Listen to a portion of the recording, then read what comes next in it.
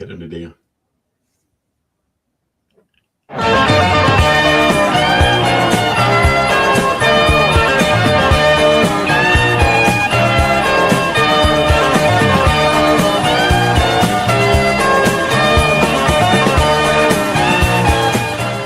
Please join us for an hour of Flashback Sports, where we look back to the sports of the 70s through today and relive the good, the bad, you can't be serious, man. You cannot be serious. the ugly, the really ugly, the cool, the Joe Cool, the characters, the many, many what were they thinking moments, and what made the 70s the 70s. the events, Down goes Frazier. the rivalries, Wanting to go at each other now, huh? and of course, the fights.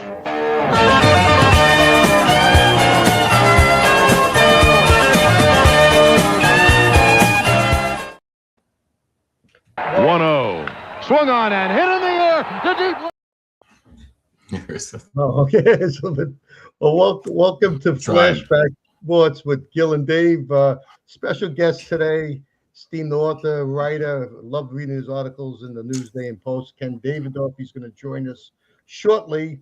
I want to say a happy birthday, belated birthday to my daughter Juliana. Got my mother-in-law's birthday this week. My friend Jimmy, 70th. Happy birthday, Jimmy. Happy birthday, Jimmy. Happy birthday to Dave's son, Michael. And early, yep. And his brother GG coming up. Happy birthday. And I'm sorry about the loss of your father-in-law, Anthony Belushi. So condolences to Thank you you, and your Gil. family. Thank you. So I'm really excited to talk to Ken. He's written a really new book called 100 Lessons from the Dugout. We'll talk about this book and also his career. So let's bring on Ken and talk a little baseball with him. Looks just like him. There you go. Hi, Ken. How are you, Ken? There you go, Ken. We got you. Yeah. Great, guys. But Gil, you sold my book short. You called it 100 lessons from the dog. That's 101. I know. You were short one. That's I'm missing a card in my head here, like deck of cards. But it's a great book. I read it and it's excellent. But Ken, I love reading you and reading you at the Post and Newsday and your great baseball columns and so forth. And talk a little bit how you became a writer and how your career started at Newsday and at the New York Post. Yeah, pretty traditional linear path, Gil. When I was 7 years old, I wanted to be a sports writer, and specifically I wanted to cover the Yankees, and I was blessed enough to achieve that goal. I attended the University of Michigan and wrote for the school newspaper there. I got some real experience covering big-time sports with the Fab Five: Chris Webber, Jalen Rose, Juwan Howard, Jimmy King, Ray Jackson. And then my first job out of college was at a tiny paper in New Jersey called the News Tribune, Woodbridge, New Jersey. Then it was up to the Record, the Bergen Record in Hackensack, New Jersey, then over to Newsday, and then the Post. So I started out covering high school sports, college sports, worked my way up to Yankees beat writer, and then for the last, 17 years or so, I was a baseball columnist, first for Newsday and then for the Post. Yeah. Funny because we had the same path until we actually had to make a career of it, because I also was a big Yankee fan, as Gil was, and I wanted to be a sports writer. And when we were young, we were reading, Phil Pepe, Mike Lupick. I know you're a Moss Klein guy. When I was reading the Star Legend, I was living in Jersey for a few years. So all those guys. The one guy, I don't know about if you had favorites. Lupick was kind of my favorite. So I'm glad to see Lupick still looks like he's about 19 years old somehow. But the guy who actually made me want to be a sports writer, because the guy couldn't take, was Dick Young, because I almost looked at like you left sports writing, left the column a few years back, probably right before you got to be the angry sports writer stage. Maybe you timed it. I think I was already there. Oh, were you there already? Go. That's what I think that Dick Young was like, the angry old man writing about all the things he didn't like, and then I remember him writing about Len Bias and some of the things he said about Len Bias. It just kind of really rubbed me the wrong way. And but unlike you, I never made it to become a sports writer. So, but we had kind of the similar goals in mind when I was probably your age, 7 or 8 years old, being a big Yankee fan, wanting to write. So, kudos to you. You know, Ken, we showed that first video because I saw a show one time when you mentioned when Scott Brocious hit that home run in the World Series, that was the one time that you got out of your seat. Talk a little bit about that 2001 season covering the Yankees after 9/11 and so forth. Yeah, Gil. So I've said there's actually two times that I got out of my seat. That was the first time. And just with 9/11 happening, and I'm sure you guys knew people who didn't make it out of there. I did. And such an emotional time in our country's history and our New York City's history. And then first you had the Mets with Piazza home run and their miracle run for the playoffs that fell short. And it's almost like they passed the baton to the Yankees. You know, the Yankees lose those first two games to Oakland in the league division series. And you're thinking, all right, well, the A's are clearly the superior team. So that's that. And then, the Yankees made the miracle comeback starting with the Jeter flip play. Right. And then Mo passed Lou Pinella's Mariners. And then the World Series, again, first two games, Diamondbacks stomp all over them in Arizona. They come back to New York. Game 3, they win a tight one with Clemens pitching. Game 4, the Tino home run, bottom of the ninth, down to their last out, down 2. And then, deja vu, Game 5, down to their last out, down 2. And Scott Brocious, who was at the tail end of his career, for him to hit that home run off the Diamondbacks closer, Kim, I mean, the whole press box exploded. And I remember, you're right, Gil, I did stand up and hands on my head. And I did get choked up because I thought about all the people who died in 9/11 and some of the people I knew and all the people in that stadium. The stadium was shaking, who just found this, ability to care about sports again, and to get emotional about the Yankees again. And the Yankees and the Mets provided that. Yeah. What's that like? Because I always sports at least on the surface try to seem very calm. They're passionate about their profession, their craft, whatever.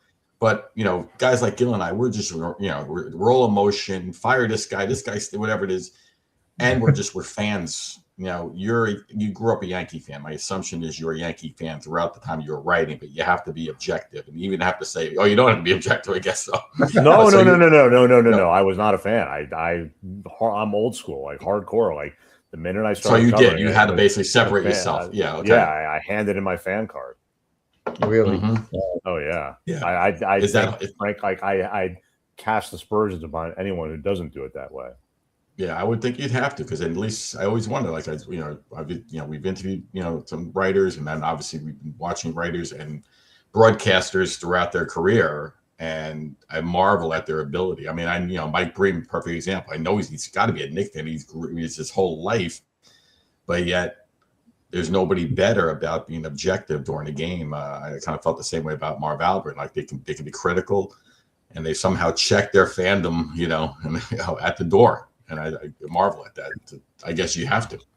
I know. That's my belief. Yeah. I mean, even now, I go to games occasionally. I'm just stoic. I just sit there. I don't even cheer. now, right? Okay. Didn't come back. 30 years of training, and I mean, you're better off for it, believe me.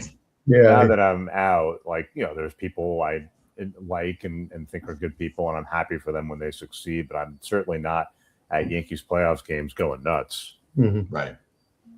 Hey, Ken, how do you think the game has changed in terms of front office involvement, on-field decision-making with the managing compared to, the George Billy days? I mean, how has it changed? And do you think it's made the game of baseball better or worse? It has changed dramatically, Gil. There's no doubt. I don't believe that there are, generally speaking, I don't think the front office is in the 7th inning, saying, make this, do this, do this. I think the pregame planning is extensive, and they talk through voluminous scenarios. And this reliever is available for 18 pitches, and here's what we think you should do with the lineup. They have a lineup optimizer. So I think the manager still gets final say, but there's no doubt it's dramatically different. Is it better or is it worse? It's certainly less entertaining because you don't have those the managers were such a huge part of the game in the the earlier days. You talk about Billy, and Earl Weaver and so many guys, right? So many legendary managers going back to Casey Stengel.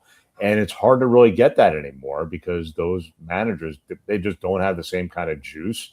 And there's just not the same liberty to be, that freewheeling a personality. Yeah. How is the writing change when you probably started? I mean, what, early 90s, late 80s Mid-90s, as a writer? right. 95. So in the digital age, there's the print media right now, and we mentioned the Star Ledger before. I don't even think there is a Star Ledger anymore. I think it's just NJ.com. Yeah, NJ.com, right. So how did that change your profession? I'm sure, I would assume dramatically, but I don't know. Maybe it's you do it the same way. I don't know. But how did that change from the time you started to the time you left?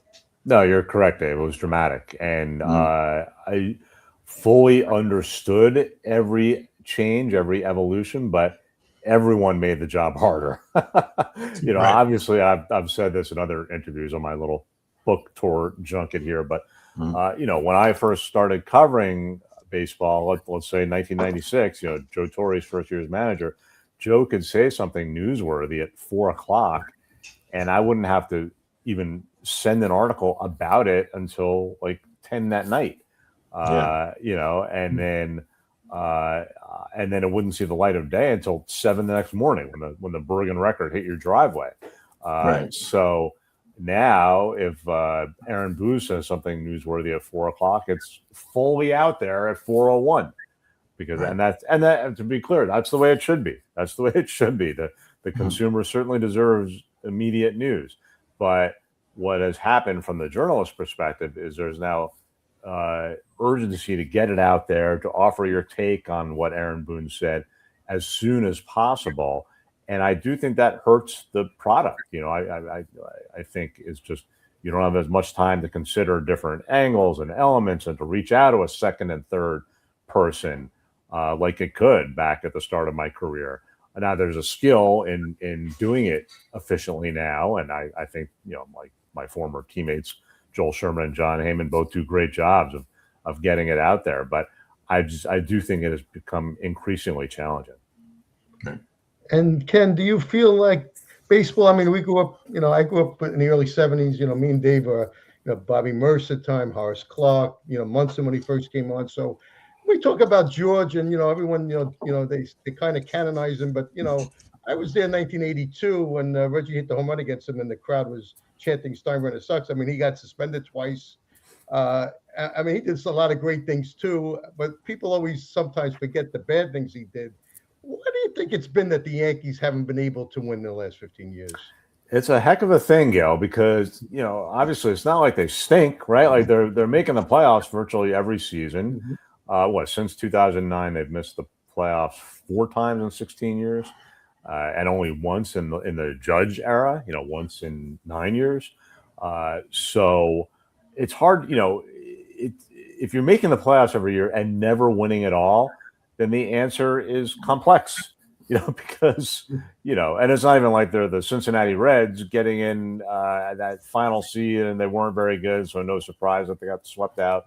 They won 94 games last year. So, like you'd really have to, Gil, kind of go year by year in those 16 years and explain, all right, here's what happened this time. Here's what happened this time. Here's what happened this time.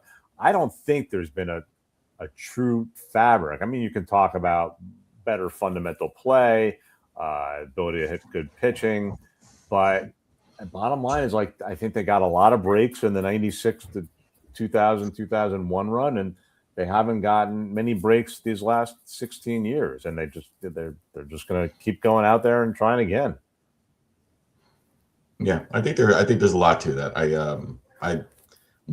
They are always good, and I think we take that for granted. They're always right there. They're going to be there again this year. They're going to, all the things that he didn't do over the winter, and yet you look at it, they still have probably the best roster in the American League, at least to start the season, and then probably going to get a little bit better when Cole gets back and Schmidt gets back, and so I think we as Yankee fans are just spoiled by the fact that winning 95 games a year is not enough. You got to win championships, and you're right. When you look back at that 96 through 2001 run, you can go to every year.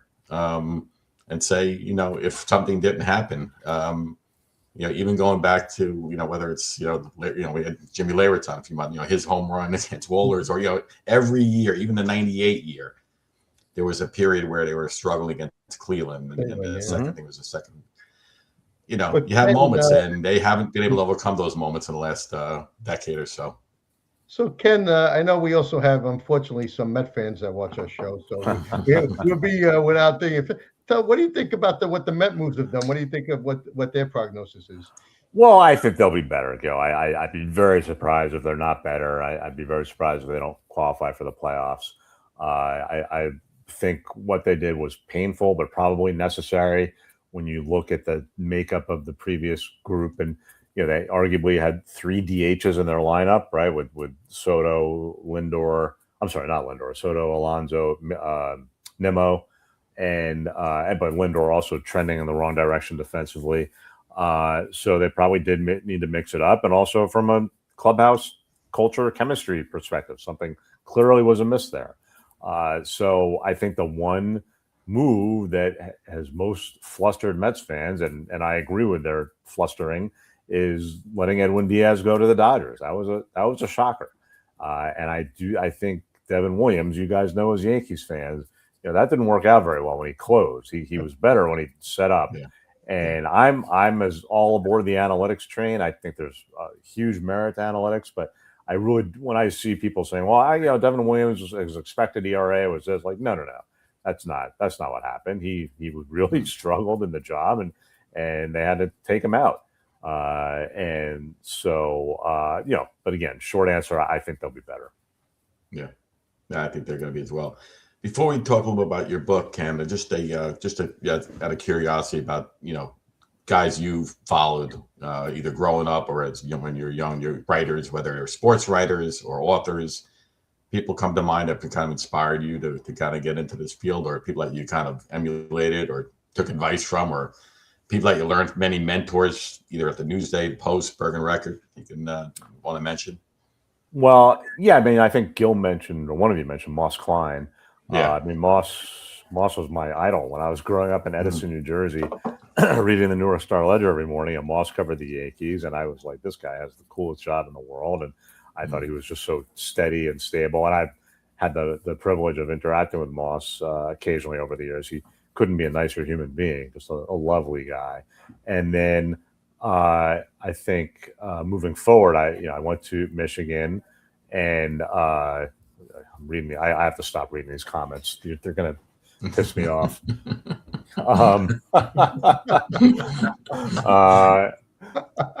Anyway, Michigan.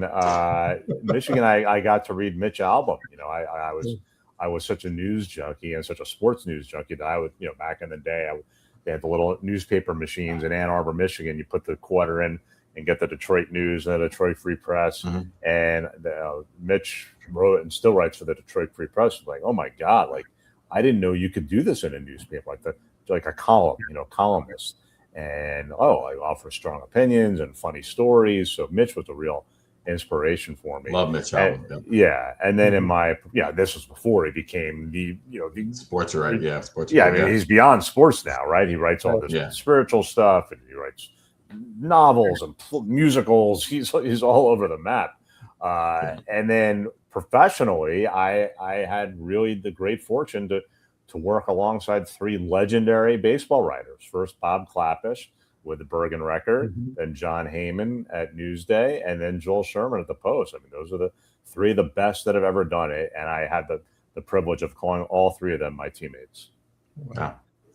Ken, in your book, you had a forward by David Wright. Talk about who do you say were the nicest guys to cover that in your tenure with the Mets and Yankees? Yeah, David is right up there. Hideki Matsui is right up there. Really a pleasure to cover. David Cohn was just ridiculously helpful. And Curtis Granderson, just a guy unshakable. No matter what you asked him, no matter what he did that day, like I always said, you could walk up to Curtis with a paper bag and pop it in his face, and he wouldn't blink, and he'd just keep smiling. Yeah, I had the pleasure of meeting him once. A nice guy. But if you could play video number 3 and 4 for Ken, and then we'll go into his book. Working to get out of this guy, their captain, David Wright. He's had the bad back. He's got spinal stenosis. Played less than 40 games in the regular season. It's a cold night. High fly ball to left. Back at the wall, and the captain's going deep to the wall.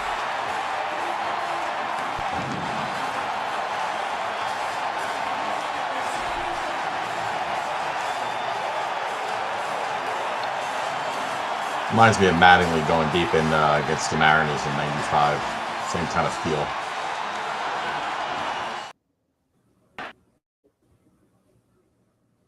Yeah, that was great. Yeah. Play number 4 too, please. Didn't have enough that night. Rodriguez goes and a fly ball into right. Down the line. Gone. 2-0 New York.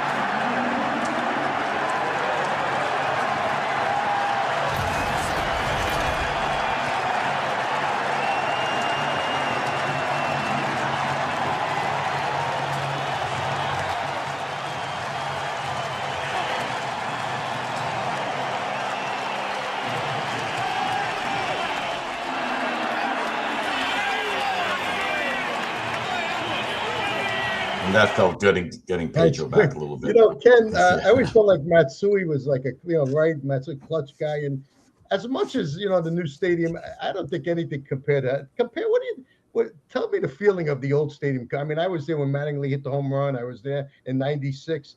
I just think it had a different feel. What do you think about compared to the two stadiums, the new and the old Yankee Stadium?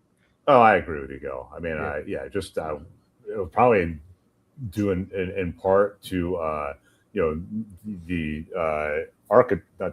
just the actual building. Like the foundation of the building wasn't as strong as the new one, right? So it would shake. The stadium, the old stadium would shake when things got really crazy and noisy. But yeah, it's all perspective, right? Like Yogi, God bless him. Like Yogi felt like once they renovated the stadium in 75 and 76, what was it, 73 and 74, they played at Shea, right? And then or no, 74 and 75, and they opened it back at 76. Yogi said it's not the same stadium, so it's all perspective. But I do think the old stadium, at least the 76 to 2008 version, was very, very special. Right. And what made those guys special, like Matsui, Grant? They just were easy to talk to, all those guys, David Wright, they just were regularly down-to-earth guys, and you had a strong relationship with all of them? Yeah, I just answered the question you asked me. Who were the nicest guys? And those would have to be the nicest guys. Yeah. No surprise. You can actually see it, right? With all of them. You can just tell they're all good guys. I want to tell our audience, this is Ken's new book, 101 lessons from the baseball, from the dugout. Excellent book. It's about coaching, about life lessons for kids. I recommend this. So Dave, Ken, tell us, what was the impetus for writing this book? So if you look at the book, Gil, my name is listed second after Harley Rothbart. And Harley, perhaps you have not heard of Harley Rothbart. He's not a baseball writer. Harley is a parenting expert, a retired pediatrician who just happens to love baseball and softball. He's coached his kids and grandkids. So this book is his baby. He came up with this idea, from his years of dealing with young people and their parents, and his love of the game is like, there are a lot of life lessons to be learned from baseball and softball. So he came up with the concept, and then we have the same literary agent, Lisa Leschny, and so Harley invited me to become his co-author to kind of infuse the book with my perspective as someone who covered baseball at the highest level for decades. So we kind of blended our two perspectives in the book that you have in your hands. Wow. You guys physically do that together? How do you share notes? How did that work? How does that dynamic work when you have somebody who's in two different fields kind of coming together to write a book? How does that happen? It's not like two guys writing a screenplay, right? Okay, you're these characters, I'll be these characters. How does this come together? Yeah, well, I have to give Harley credit because he had the foundation written. He actually self-published a version of this book back in like 2007, 2008. Okay. So he had it written, and then he invited me to just get in there, get under the hood and shape things with my perspective. So we had a mutual perspective. But, it was a lot of Zoom call. Harley lives in Colorado. I've actually never met him face to face. So we just did a lot of Zooming and a lot of, sharing documents, Microsoft Word and editing and all that. And then our agent also played a role, Lisa. And then when Lisa sold the book to Bloomsbury, the publisher, then the editor had a role in it too. Wow, it's a great book. I really enjoyed it. I mean, I like the hidden ball trick number 41. I remember that one. I think that was very interesting, and like basic things about baseball, and then how you relate it to life, and not only for the players, for kids, but for the coaches. I thought it was very well written, this book. So I recommend anybody get this book. I mean, this was really a good book. I read this on the snowstorm coming back from DC on Sunday morning on Amtrak. Oh, wow. And it got my mind off of, am I going to get home or not? I was getting nervous. Well, give us a teaser of what I assume that's a metaphor, the hitting ball trick number 41. Yes, Dave. So the book is it's 101 short chapters, 1 to 2 pages each. And what we do is we just break down the game into 101 different elements, and there's six different parts. So in the dugout, at the plate, on base, in the field, on the mound, and extra innings. So like, just to give you a sense, like chapter 2 is called the starting lineup. So just you go to the field and you're not starting that day. So how do you deal with that adversity? Do you put your head down and mope all day? Or do you say, okay, well, look, it's my job to be the best pinch runner, pinch hitter, defensive replacement that I can be, and maybe next time I'll get the start. And you carry that over into other walks of life as a young person in particular.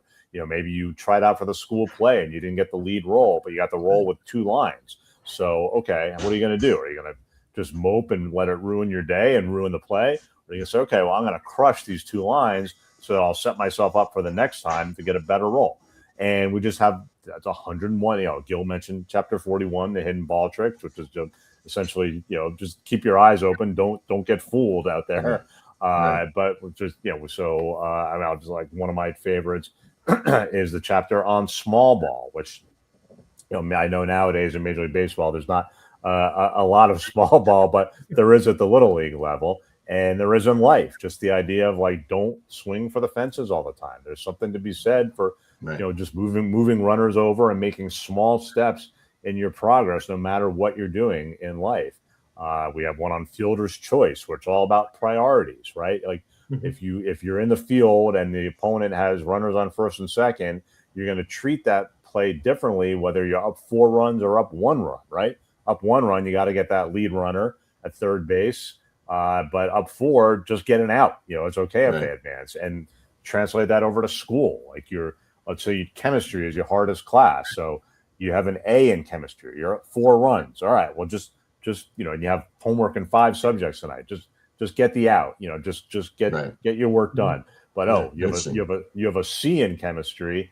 You're only up a run. You need to step on it, right? You need to get that out at third base. So you need to really intensify your chemistry work. Ken, I like the chapters when you said help the coach pick up your garbage, while you're walking, and at least say hello, thank you. I mean, I coached many years, and Dave did too, and it's very grateful when kids recognize you, and we try to make a memorable experience for them and so forth. But that was always great when we had a couple of kids, especially the girls softball. I always had a couple of girls that always put the bag thing. They were very neat, and they really always did the right thing like that, and always brought back good memories when I read the book. Said, that was a good part of coaching and so forth. But Ken, I really wish you luck with this book. But I got a couple of guests, people in the back. They want to ask. Says, as the former president of Baseball Writers of America, what does Ken think about the Hall of Fame voting process today? Yeah, so I am still a voter. I get to vote for 8 more years, because once you stop covering it full time, they give you 10 years grace. So I like that they have multiple paths for people to be inducted. So there's the writer's ballot, and that's when you first retire. It's 5 years out of the game. Then you get on the writer's ballot. And should you not make it on the writer's ballot, they have these what they call the committee ballots, which are smaller committees of 16 people, and they divide it into eras and whether you were a manager or executive, what have you. So bottom line is, like, I'm what they say, I'm a big haul person. I think the more the merrier for the most part. So I'm perfectly fine with the process as it is now. Mm-hmm. And Ken, do you ever see a time where, let's say, George Steinbrenner, Mike, Dermot Munson, Mattingly, Keith Hernandez, John Franco, any of these guys you think have any shot? Or Lou Piniella also, who was very close last time. You ever think any of these guys have a shot to get in the near future? Yeah, look, I would put George in one bucket because he's controversial, Mhm. and then the other guys, they're just more being assessed on their merits. And I think of the group you mentioned, Gil, I would guess that Lou is the closest just because he came pretty close last time. But it's hard to predict with these. It's harder to predict with a smaller committee than it is with a larger committee. And with a writer's ballot, there's a few hundred of us voting, and you see the steady climb. You saw it was no surprise this year that Carlos Beltran and Andrew Jones got in. They were both trending in the right direction. But with these smaller committees, they're kind of starting from scratch every time. And there was a belief that this past winter that Mattingly was going to get in with Dale Murphy, and neither of them got in. Jeff Kent got in. So it's hard. Lou did get some support, considerable support, the last time he was on the ballot. But, the next time it'll be different people on that committee. So it's really hard to say. Another question? Yeah, we have one more question. Another fan says, what was the craziest moment that Ken has covered? Maybe a moment, a big trade, etc. What was the craziest moment that you had to cover? John Cosenza. Any relation to Gil Cosenza? My son. You don't admit it, though. I would say the one that comes to my mind is the late Hideki Arabu. So crazy moment. It's the end of spring training, 1999, literally the last day. Like, they had to wrap up, get on a plane, fly to Los Angeles, and they were playing the Dodgers in 2 exhibition games for the weekend. And I think they opened in Oakland that year. So Hideki Arabu had this problem where he wasn't covering first base on ground balls to the right side. He was a low energy guy, Hideki. And so they did a whole infield drill over it. And, so he comes in to pitch relief, and I think he was one out away from finishing his outing controversy free. Ground ball to the right side. He doesn't cover first. Like, oh my God, and like all the writers jumped out of the press box. Like, we have to get George. Like, what is George going to say? And we got George, and George just was steaming. And I'm sure you guys remember this. George called Hideki Arabu a fat pussy toad, which was one of the all-time quotes. And Arabu, we didn't fully understand in real time, but Arabu then went into the office of Don Zimmer, who was the interim manager while Joe Torre was getting treatment for cancer. And Arabu told Don Zimmer, like, I am not ready to leave. Like, I'm not ready to play for this team. Which was just shocking. That doesn't happen. Wow. So then they call in George Steinbrenner, they call in Brian Cashman, and they're making the entire team wait. Like, they had a jet ready to fly to LA. So this is going on for hours. So that Bernie Williams buys pizza for everybody, and like everyone's laughing, like, this is insane. And all the media, like, we're just standing. Now they would have just thrown out the media. They were like, get out. Right. They would have, but like, we're just standing there with the players. Just all the players were laughing. But that has to. I remember, like, I missed my flight to LA because I was working. I had to fly the next day. Wow. Yeah, that certainly stands out as crazy. Yeah, that is wild. Ken, we had Jeff Nelson on a couple of months ago, and he was telling how George would go down, and some people responded well and some didn't. Like, he would rip Kenny Rogers. And did you see this a lot in the clubhouse with George going right to the players and addressing them if they weren't playing well or anything like that? George would not, at least in my years covering, which was the later years of George's run, he wouldn't do that in front of the media. He would do that when we weren't there. When he would patrol around, he was more friendly and upbeat with the players. I mean, David Cohen had the line, for their group as opposed to the 70s and 80s. He was almost like the beloved grandpa, he occasionally got frosty and ripped people, including Jeter. But for the most part, he had a very cordial relationship with the players during the Torrey era. Yeah, he definitely, I don't know if rehabilitated's the right word, but he definitely became, just like you said, kind of a fatherly figure. They all seem to. I don't know. We've had a bunch of Yankees on it. I don't remember anybody really having a bad word to say about them. More recent years, I'm sure. Yeah. Some of the guys in the 70s might have had a different opinion, but yeah, they all like Ed Whitson would have had a different opinion for sure. He would have. Louis Soho, David Cohn, they all loved it. I mean, we had some great. Now, let's go ahead. We got another question. Do you think, are we looking at a 1994, 1981 Lent lockout next year? Yeah, I mean, well, there certainly will be a lockout over the winter. It's just a matter of whether that results in canceled games, which they have avoided since 94, 95. And I mean, there's huge reason for concern. And I think it's primarily because of the Dodgers, because the Dodgers have cracked the code. We saw the Mets with I believe the number 2 payroll last year, and they missed the playoffs. But the Dodgers have been so good and so successful, and then like they signed this Kyle Tucker to the enormous contract that has created a huge amount of acrimony among other teams, and many of them would like to see the salary cap, and obviously most of the players, although I don't think all, are opposed to the salary cap. So it's just a matter of, can they find some middle ground here, or are they really going to tear things up at a time when the sport is going pretty well? Yeah. What's your gut in terms of a salary cap for baseball?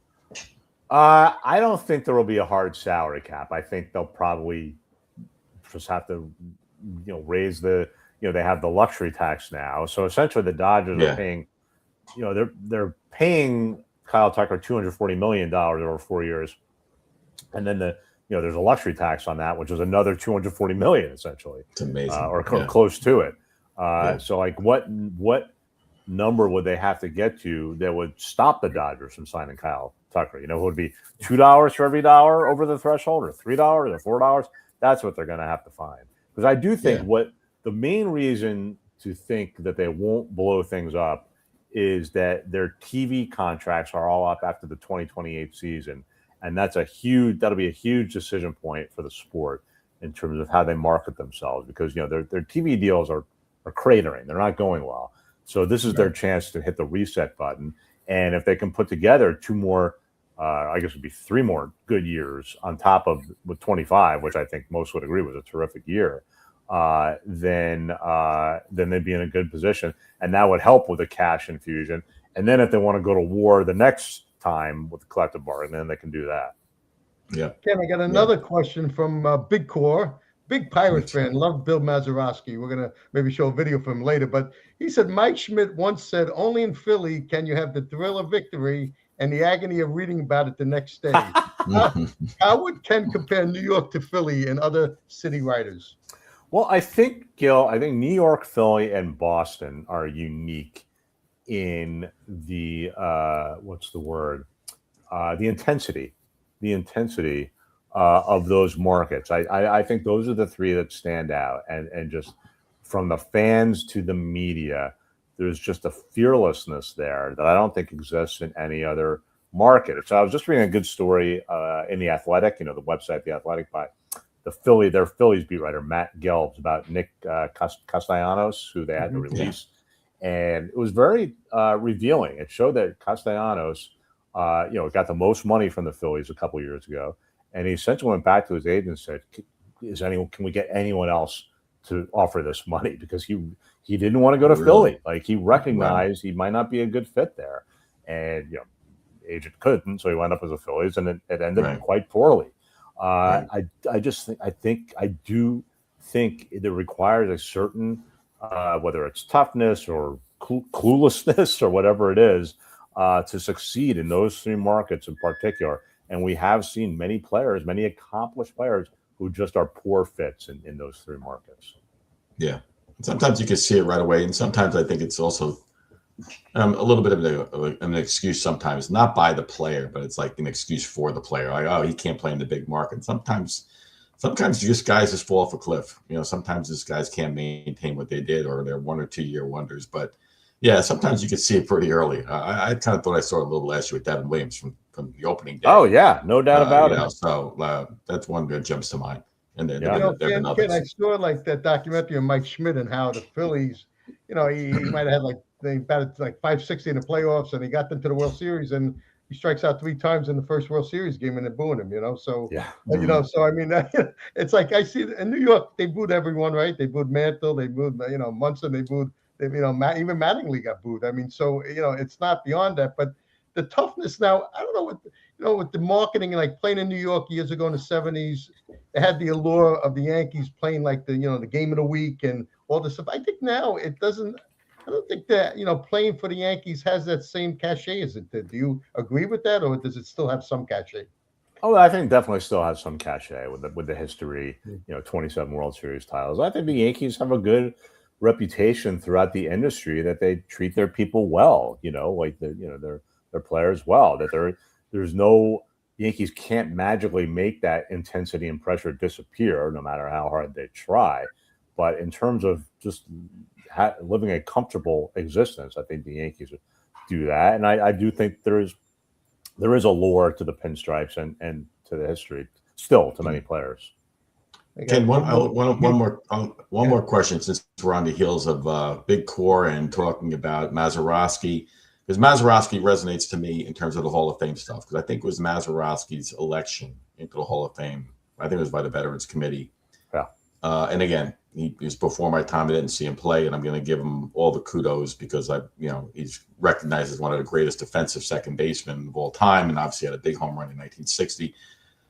But to me, if guys like Mazeroski are and he should be in, then I just don't think we're recognizing enough of the more recent players, the Keith Hernandez, Don Mattingly's of the generations, because they were to first base, in my mind, they were the two best defensive first basemen I've ever seen. And that means to me, they were the two best first basemen maybe ever, because first base was a place where you put the, Mickey Mantle at 36 or Frank Howard, or that's where those guys went up until the more recent generations.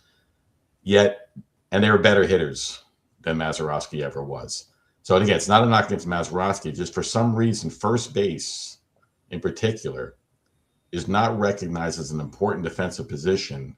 And guys like Mattingly and Hernandez are kept out of the Hall of Fame. And yet I think they're the two best ever. And they were outstanding hitters. They were MVPs. In Hernandez's case, he was a two-time World Series hit champion. Those are a couple of guys that more stand out to me, guys who should be in the Hall of Fame, or at least their positions recognized, because first base to me has become as important a position, maybe only behind shortstop and catcher. I just think it's that important. We watch guys at first base save errors all the time. Guys are throwing balls in the hole at short and third, 100 miles an hour. Everybody's got an Aurelio Rodriguez arm now, and these guys are scooping them. It's just an amazing. And those two guys in general, but even the position in particular about not getting it through. They don't seem to get much traction. Is there any kind of buzz to get those guys in, or recognize defense even more than has been recognized on the heels of like a Mazeroski getting in? Well, Dave, I think this goes back to what we discussed earlier, that just the randomness of those 16-person committees. Like, there was a ton of buzz around Mattingly back in December. People were asking me, what do you think? What do you think? And I was like, I was just talking out of my tuchus, but I said, I think Donnie's going to get in, and I was wrong. Right. He didn't, and wasn't even that close, really. So, but yeah, I think Donnie and Keith in particular are among the more prominent guys mentioned in the, whatever you want to call it, the universe of chatter. That both of these guys are worthy of Cooperstown. It's really they just have to keep trying, because the one good development with the Hall of Fame, if you guys remember, there was a period where like these veterans committees were just electing no one. They were just like, here's the results. No one's in. It's like, and clearly there's been a culture change, probably going back 10 years now, where every year they are electing one person, two people, which I think is good. Kent this year, and last year was Dave Parker and Dick Allen. Yeah. So I think that's a good thing. And I do think by that logic, at some point, these guys will get in. Yeah, I think you're right. And it's like always subjective. There's always good arguments. Like I mean, as a kid, Dick Allen used to get up. I used to be afraid. I said, this guy's going to hit a ball 500 feet. You know, he just was a scary. You know, I remember when Albert Bell was on Cleveland, he was scary. You know, like if you were that scary in the lineup like that, and you dominated for a lot of years, and you were the best at that time. And I hate how say me Mattingly doesn't get the recognition because he doesn't have the championship. But then other people will have championships, and then they don't get like there's like a. It's hard to understand. Well, if somebody's a world champion, does that matter more than someone who didn't get that chance? It's very subjective, I guess, to make that determination who should be in or not. But I think Mattingly should be in because he was a great player, and then also his time as a manager and everything else. I mean, he was a great ambassador of baseball. You know, he was in the '80s when we had nothing. The Yankees, he was all that we had. You know, so I think that has a lot to say with it, and I hope he gets in. I'm a big Munson fan, but I don't think he has traction, maybe because he only played 10 years.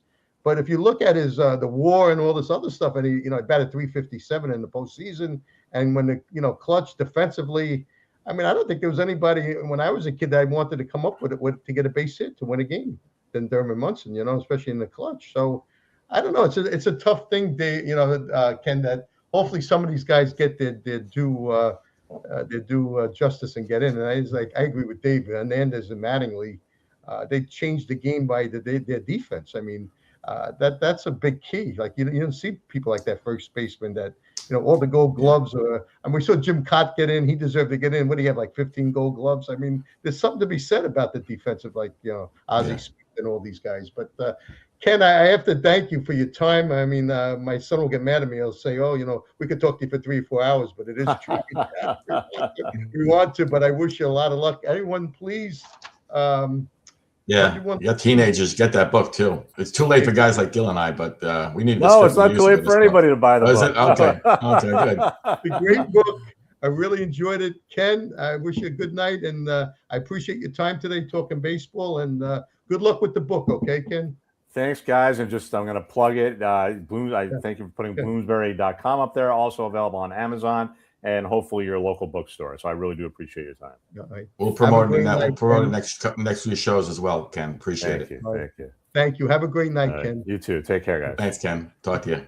Okay. Okay, so for Big Core, let's play number 2 because Big Core, we have to play number 2 because he lost his hero. So you can play number 2 now. There's a drive at the deep left field. Look out now. That ball is going down. Where it's going to deliver. And they're asking. Hits it over the left field fence for a home run, and the Pirates win it 10-9 and win the World Series.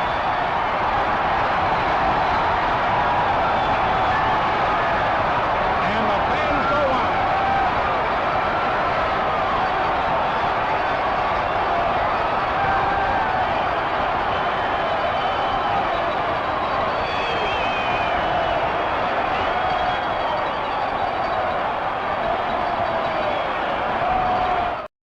Dave, I think I saw Big Core. He was a little kid. I think he just saw him going onto the field. Yeah, exactly. Get Mazeroski's helmet. He was sneaking in. That was a World Series where I think the Yankees outscored him by 30 or 40 runs and won the World Series. But I know Big Core, he lost his hero there, Bill Mazeroski. But I'm happy that Ken. This book is a great book. I'm not even just plugging it. I read it. And he's a really great writer. I really think I appreciate Ken's time. But if we have anybody who's in the back, he's an outstanding follow too. Let's bring Big Core on. Let's just talk about wax poetic on Maz. So bring John on and whoever else is back there. So how are what's going on, Big Core? Well, first of all, it was great that you brought Ken on, and I appreciate you posing my questions. And he answered them the way I thought he would. I was happy to hear he's still. I didn't know he was still at a vote on the. That's great because when you've been in the baseball writers, in his case, he was the president according to his bio. He probably has that ability to carry, the voting pretty much like, hey, you win the Masters, you're always going to be in there, so it's something like that.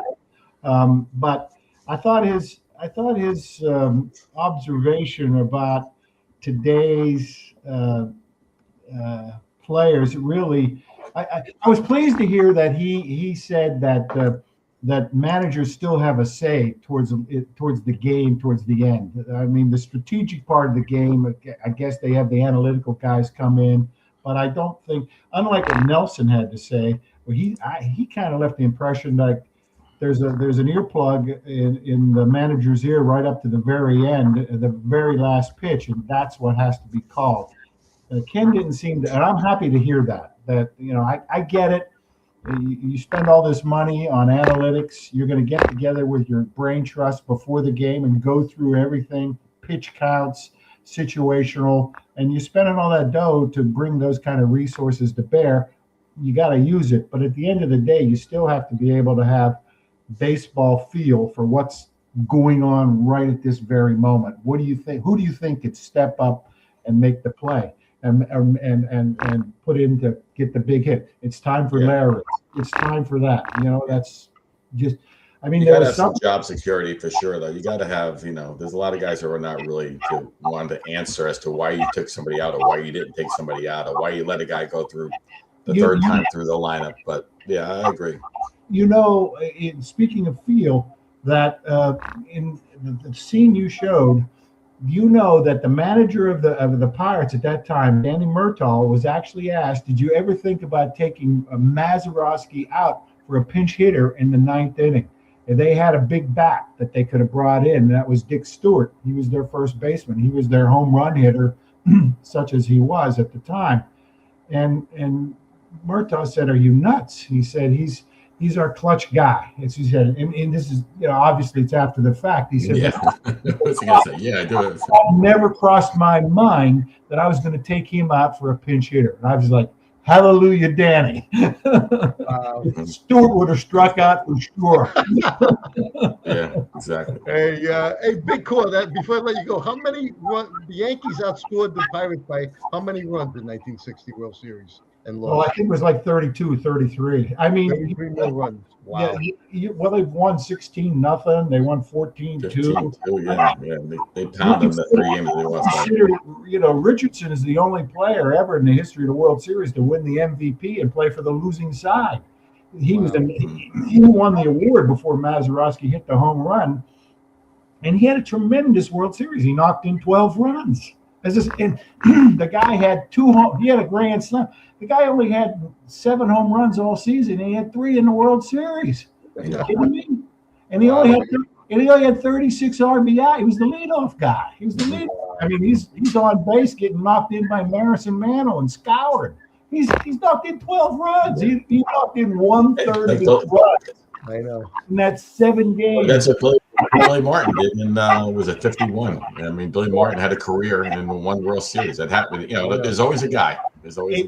One other guy who passed away. Well, actually, 2 other guys, Pittsburgh guys. One other guy, a legendary, was in that World Series too, was Roy Face. He died as well. Elroy Face. He died, I think, before Mazeroski. And Mazeroski's death now, I commented once, to Dave.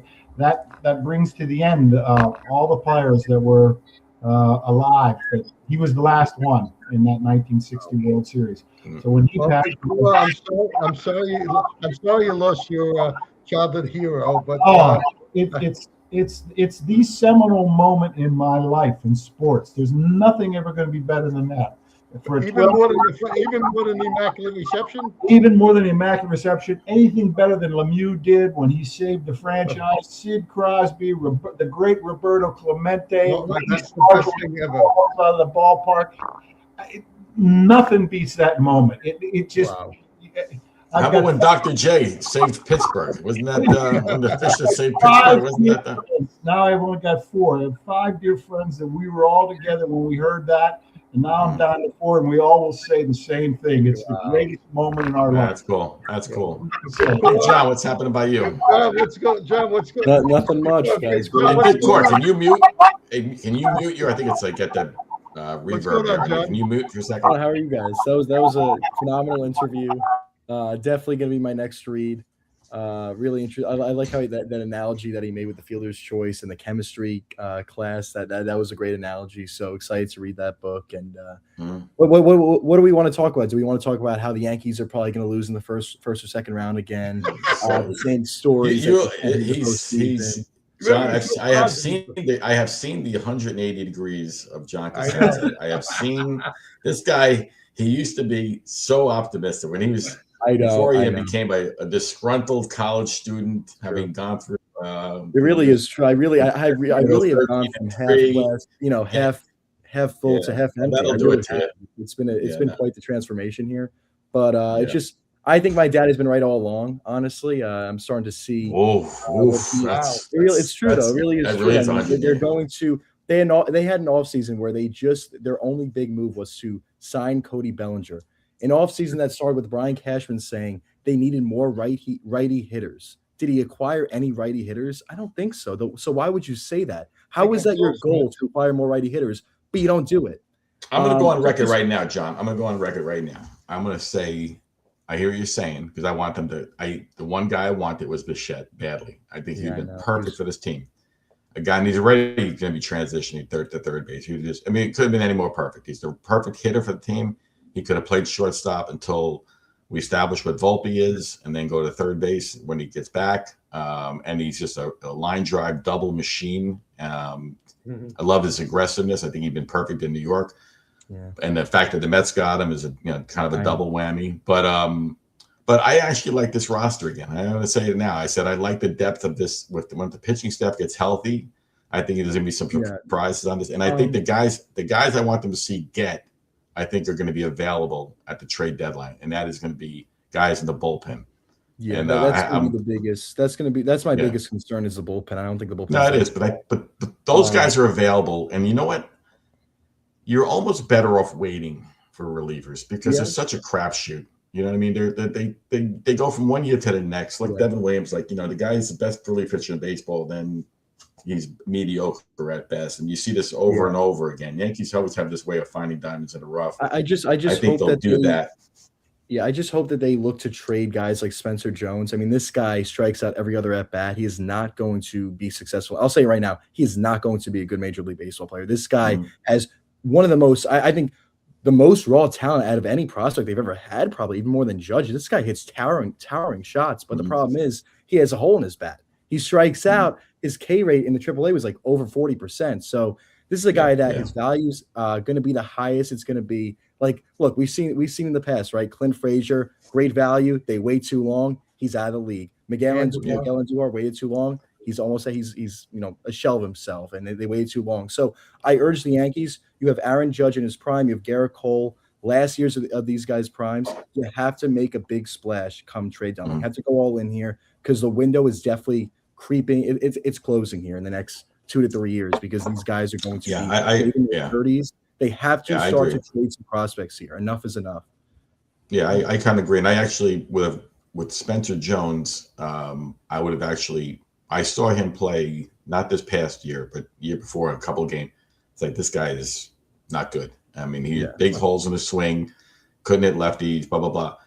Having said that, he put together a pretty monstrous kind of AA, AAA year last year, still holes. And if you remember, Judge was striking out a 40% clip when he came up. So I think they look at him and it's like, man, it's like so tantalizing because the upside is so great, especially in Yankee Stadium, that I think they're going to give him every benefit of the doubt. And what I'd like to see, though, they have depth there too, because I want to see Dominguez. I want to find out what they could. Remember, this guy's only 22 years old. He's already established major leaguer.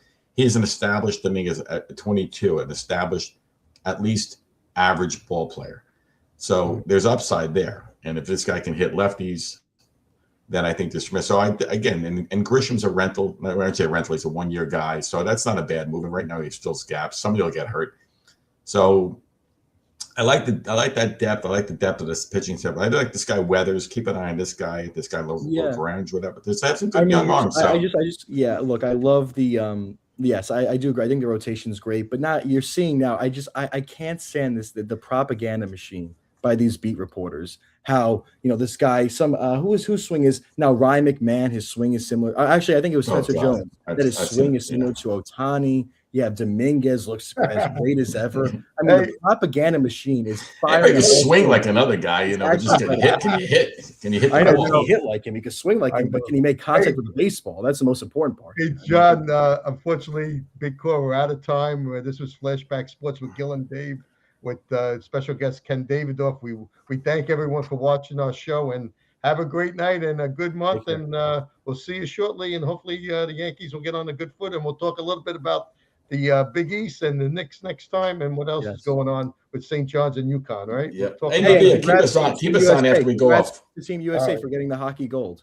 Stay well. Show it. Have a good night. Good night, guys.